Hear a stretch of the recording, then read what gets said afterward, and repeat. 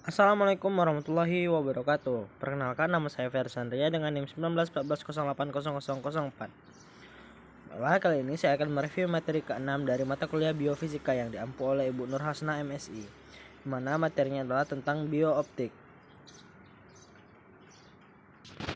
Biooptik.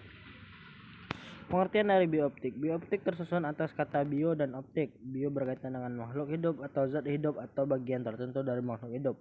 Sedangkan optik dikenal sebagai ilmu fisik yang berkaitan dengan cahaya atau berkas cahaya.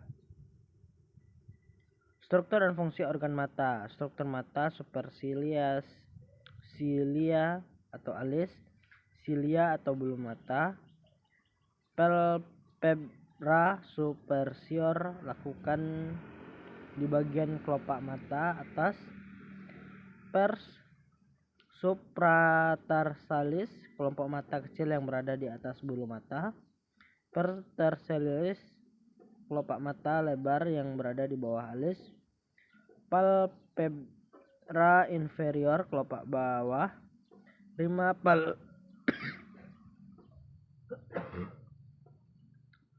palpebra garis yang terbentuk ketika menutup mata, komisura, angulus oculi sudut mata, limbus palpebra, curuncula lacrimalis, paprika lacrimalis superior, paprika lacrimalis inferior atau putung lakrima, tunica conjunctiva, fornix conjunctiva, apparatus lacrimalis. Sel-sel reseptor khusus yang memiliki fungsi untuk mengendalikan perubahan lingkaran yang sedang terjadi. Ditinjau dari fungsinya, sel-sel reseptor ini sendiri dibagi menjadi dua, yaitu interreseptor dan exoseptor. Interreseptor ini berfungsi untuk mengendalikan perubahan-perubahan yang terjadi di dalam tubuh. Exoreseptor berfungsi untuk mengendalikan perubahan-perubahan lingkungan yang terjadi di luar tubuh. Peran cahaya dalam penglihatan manusia. Cahaya memantulkan objek dan mengirim pada garis lurus menuju mata Anda. Cahaya melalui kornea menuju pupil diteruskan ke lensa mata. Kornea dan lensa mata membelokkan membiaskan cahaya agar difokuskan ke retina. Photoreceptors pada retina mengkonvertkan cahaya menjadi gelombang elektrik. Gelombang elektrik melalui saraf optik menuju otak.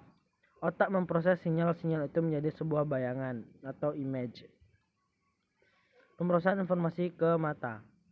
Persepsi visual ada proses interpretasi cahaya yang masuk ke mata menjadi informasi visual yang spesifik di otak. Cahaya mengalami refraksi melewati pupil dan mencapai retina. Terjadi perubahan energi cahaya menjadi aksi potensial di retina. Sinyal yang terbentuk diteruskan ke nervus opticus, chiasma opticus, tractus opticus, corpus geniculat lateral, dan cortex cerebri. Kemudian sistem optik yang paling penting bagi manusia adalah mata. Di depan lensa mata terdapat selaput yang membentuk suatu celah lingkaran. Selaput inilah yang disebut iris dan berfungsi memberi warna pada mata. Celah lingkaran disebut pupil. Lebar pupil dikendalikan oleh iris sesuai dengan intensitas cahaya yang mengenainya. Jumlah cahaya yang memasuki mata dikendalikan oleh iris. Iris mengatur ukuran biji mata, sedangkan tebal lensa dikendalikan oleh otot siliari. Kornea mata adalah bagian depan mata, memiliki lengkung yang lebih tajam yang dilapisi oleh selaput bening. Kelainan refraksi pada mata yaitu rabun jauh atau miopi. Mata miopi atau rabun jauh adalah mata yang hanya dapat memfokuskan benda pada jarak dekat. Rabun dekat atau hipermetropi. Hipermetropi atau rabun dekat adalah mata yang tidak dapat memfokuskan benda pada jarak dekat. Astigmatisma biasanya disebabkan oleh karena kornea atau lensa yang kurang bundar sehingga benda titik difokuskan sebagai garis pendek yang mengaburkan bayangan. Mata persibiopi atau persibiop atau mata. Tua terjadi gangguan akomodasi pada usia lanjut yang dapat terjadi akibat kelemahan otot akomodasi lensa mata tidak kenyal atau berkurang elastisitasnya akibat sklorosis lensa mata katarak atau mata buram terjadi karena cairan dalam lensa keruh, lensa mata kelihatan. Pengertian fotoreseptor dan perannya bagi makhluk hidup. Fotoreseptor adalah cahaya yang masuk melalui kornea dan diatur jumlahnya oleh pupil. Kan diterima oleh reseptor yang ada pada retina. Reseptor ini disebut sebagai fotoreseptor yang terdiri dari sel batang dan sel kerucut. Peran fotoreseptor pada tanaman sebagai respon terhadap cahaya. Cahaya adalah faktor paling penting yang mempengaruhi tanaman. Panjang gelombang cahaya berkisar dari UVA sampai cahaya merah jauh yang dirasakan oleh beberapa fotoreseptor untuk mengenai lingkungan cahaya. Konsep mata menjembok atau faset pada serangga.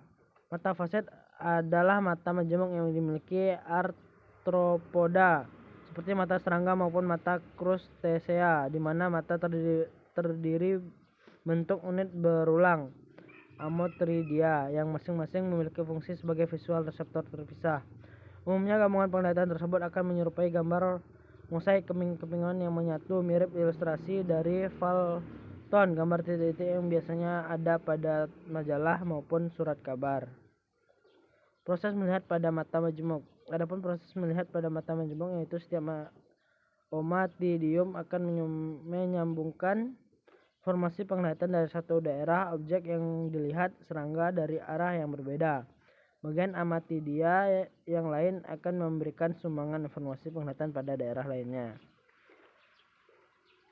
Konsep warna pada bulu merak. Bulu yang indah ini mulai dari bagian bawah sampai ujung ekornya berada di belakangnya dan fungsi sebagai penyokong. Burung merak jantan mempertunjukkan bulunya yang indah kebanyakan di musim hujan yang juga merupakan musim kawin mereka. Konsep mimikri pada bunglon. Bunglon beradaptasi dengan melakukan mimikri, yaitu mengubah warna kulitnya sesuai dengan lingkungan tempat hinggapnya. Dengan mengubah warna kulitnya sesuai dengan lingkungan, bunglon terlindung dari pemangsa sekaligus tersamar dari hewan yang akan dimangsanya. Penyebab bunglon berubah warna dipengaruhi oleh sinar matahari, suhu, dan mood. Hewan terkait. Konsep cahaya yang disinggung dalam surah An-Nur. Allah menjadikan matahari sebagai sumber cahaya yang sangat dibutuhkan oleh makhluk hidup. Allah menjelaskan bagaimana sesungguhnya Allah menjadikan cahaya memancarkan dari matahari sebagai sinar dan menjadikan bulan sebagai cahaya. Quran Surah Yunus ayat 5. Allah menyatakan penciptaan yang tanpa cacat. Al-Hasyr ayat 24. Jenis-jenis serangga yang disebut di dalam Al-Quran. Quran Surah An-Nahl ayat 68. Sekian, terima kasih penjelasan dari saya. Wassalamualaikum warahmatullahi wabarakatuh.